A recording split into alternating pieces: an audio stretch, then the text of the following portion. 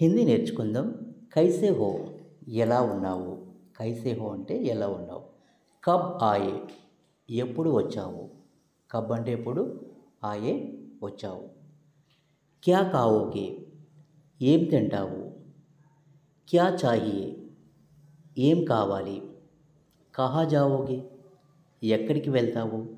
కహా ఎక్కడికి, జావోగే వెళ్తావు. కౌన్ ఆయా ఎవరు వచ్చారు? కిత్నా దామ్ ఎంత ధర?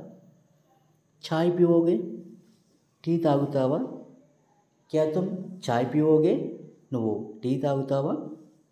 క్యా హువా ఏమైంది?